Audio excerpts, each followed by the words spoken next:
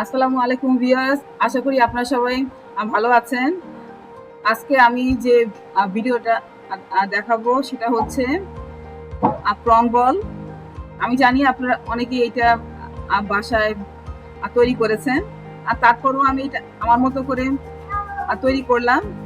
তা আপনারা দেখেন আর দেখতে কেমন লাগে।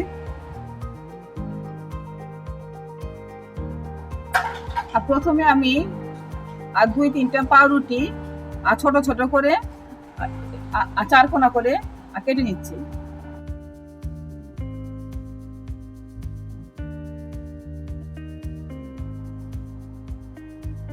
এখন আমি ব্লেন্ডারের ওই বাটিটার মধ্যে চিংড়ি মাছ, পেঁয়াজ একসাথে দিয়ে দিচ্ছি। গোলমরিচ দিব পরিমাণ মতো, তারপর দিব লবণ, সোয়া সস দিব 1 টেবিল চামচ, আর কাঁচামরিচ স্বাদ মতো আপনারা দিয়ে, আমি এখানে 4-5টা দিয়েছি।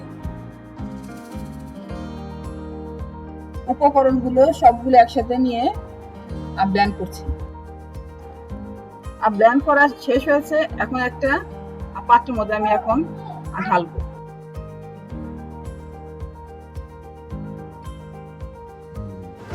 এখন ভিউয়ার্স, আমরা দেখেন চিংড়ি মাছের যে আমরা ব্লেন্ড করেছি সেই উপকরণগুলো এই পাউরুটির মাঝখানে এভাবে করে দিয়ে আমরা ফোল্ড করব। দেখেন এভাবে করে দিব, আস্তে আস্তে করে পাউরুটিটা দিয়ে ঢেকে যাবে। এটা যে একটা আঠা আঠা ভাব আছে সেটা দিয়ে দেখেন কি সুন্দর করে পাউরুটি দিয়ে ঢেকে যাচ্ছে। একটুখানি ভালো করে চাপ দিয়ে দিবেন যাতে এটা ভালোভাবে আটকে থাকে। হ্যাঁ, দেখতে পাচ্ছেন বেশ কি সুন্দর হয়েছে বলের মতো। এভাবে করে আমরা একটা একটা করে সব বানিয়ে ফেলবো।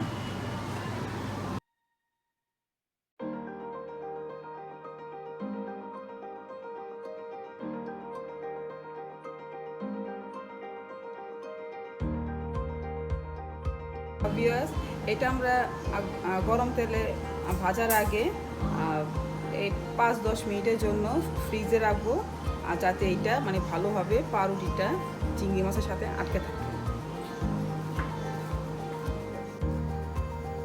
এখন ভিউয়ার্স, আমরা এটা গরম তেলে প্রন বলগুলি সুন্দর করে ভাজবো আস্তে আস্তে।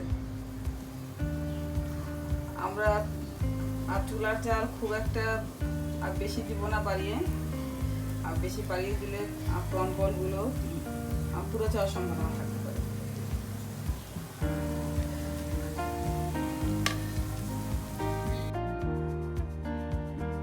তাহলে ভিউয়ার্স, আপনারা দেখলেন আমি কিভাবে প্রন বলটি তৈরি করলাম। আর নেক্সট আরেকটি ভিডিও নিয়ে আসবো ইনশাল্লাহ। আজকে এই পর্যন্তই। সবাই ভালো থাকেন, সুস্থ থাকেন, আর আমার এই চ্যানেলটাকে লাইক, শেয়ার, সাবস্ক্রাইব করবেন। আল্লাহ হাফেজ।